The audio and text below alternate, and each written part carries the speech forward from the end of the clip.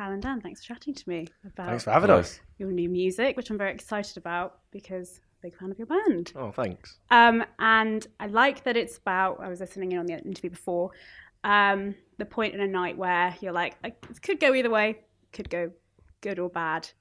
I feel like it's the moment, the sort of the perspective of this song is the moment like just after you've made that decision and you're like, this is definitely carrying on for a while. Okay. But yeah, it's about that fork in the road, or the bit just after that fork in the road, the sort of like, to use a really outdated reference, the kind of sliding doors moment of it could go either way. Yeah. I like that reference. Or like another film reference. We were sort of saying if the last album was taking the red pill, this is the blue pill in terms of like the two ways that it could go. Like the last album was a lot of hand-wringing about the state of things, and this one's like, that's happening, let's go out and have a good time for the night because we're not going to solve anything in the next 12 hours. That's like, or ever, probably. But that's pretty good though, because it does get exhausting to care about the state of the world like too much, and sometimes you do just need to drink and not completely. give a shit. Escapism is important, like, you know, obviously all that stuff, balance. You know, I think it's kind of it's important and almost impossible to not be conscious or vaguely aware of like everything. But it can also be, you know, if you go down that rabbit hole, it can be quite all-consuming, and also just the way that it's presented and everything is so kind of bleak. Yeah. That it can't be doing anyone that good. Obviously, even though it's important to care.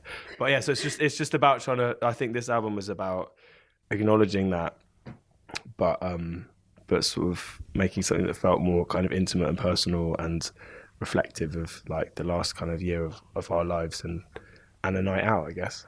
What do you guys like on a night out, in the sense of like, are you the ones that always keep going, or are you like, I'm gonna bow out before it gets dangerous? I feel like if all the guys were here, we'd be split down the middle. I think me and Kyle are definitely the last men standing kind of guys of a night out. Yeah. I'm really bad for doing like the Irish goodbye. Are you? Leaving. Yeah. See, people hide from me. People try and sneak out. People Irish goodbye, but it's got down to a fine art where it's not just slipping out. It's like having to check that I'm looking the other way and then sprint out in the opposite direction. Oh my God, it's like hide and seek. Dan has and he'll take your phone and cancel cabs. He's cancelled cabs. I just don't want the fun to end. Oh my God. I just don't want the night out to finish. That's insane. I mean, what that's if been someone known got to a £5 Uber charge from that? They do all get charged £5 Uber charge. I'd pay him back. Oh my God. Yeah, no, I mean, I'm not painting the best picture of myself here, but you're in that moment. It's inexcusable, isn't it? Yeah. That's so funny. I've never heard that. That's a good like move. Is it? I is don't know. it good or is it it's like awful? It's one to be like infamous for, I guess. Yeah. Instead of, which is me, which is just like 1 minute I'm there and then I'm like, I'm gonna go watch I Queer wish- Eye in my bed instead. I wish I had that in me. You will definitely live longer than I will.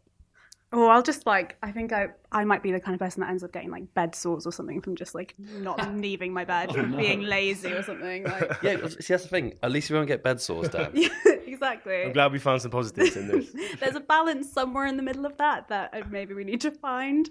We can't talk about your new album, but can you give any hints of anything about it? It's got music on it.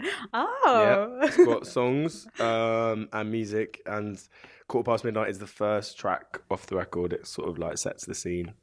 And we're really excited about it. We're really proud of it. It's much more concise and cohesive than our last record. I think on our second album, we kind of wanted to try anything and everything and talk about lots of different topics and sort of have fun experimenting and, you know, trying everything from like a single take song with just a guitar right through to, you know, sort of almost like hip hop production and heavier rock and stuff. And I think on this, I guess being optimistic, we're like, well, hopefully we'll get to make a few more albums if we're lucky. And I would like them to be more concise, like little periods of like things that we've done. So this is like, yeah, it feels really cohesive and like a nighttime record for me. But I hope that people like it.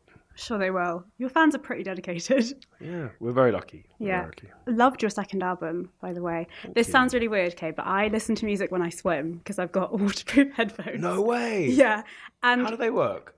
Someone has waterproofed an iPod that you clip onto your goggles. And then no water can get in the... Nah. Nice. It's amazing, and your album is very good to swim, swim to. Yeah, because it's like, the state of the world. I need to like angry swim or something. I don't know. So to stop me I from just just imagine- getting bed sores. I need to Smashing like away. get Smashing the water. pretty much. Do you have to stop yourself responding? Like, you have a lot of people asking, when's new music coming? When's new music coming? How do you not just give in and be like, okay, I'll tell you when it is? Dan just says soon to everything. Soon. I I've know, heard I know that. it's so really now- helpful, but also it's a defense mechanism because I am the worst for telling everybody everything way too early and you know, playing people. So this is a really embarrassing story. We did a gig last year at Union Chapel, and How was that gig? I remember. And as I got to the gig, there was just the one door in, so I sort of like was walking past the queue outside, and this guy was like, "Oh, hey mate, do you remember meeting me at Glastonbury last year?" I was like, "Yep, definitely remember that." And he was like, "Yeah, you played me. I met you at like 3 o'clock in the morning, like in the dance village, and you played me the whole of your new album out of your phone, out of the little speaker on your phone into my ear." And I was like, well, the whole thing. He was like, "Yep, all 19 tracks." I was like, "Cool." So I think that since then, my sort of like my go-to is something's happening soon, and I've definitely got no music on my phone. You really are a liability on a night out. I know, it's terrible. Just leaking tracks, cancelling Ubers, Tell me left, about right it. and It's a centre. nightmare.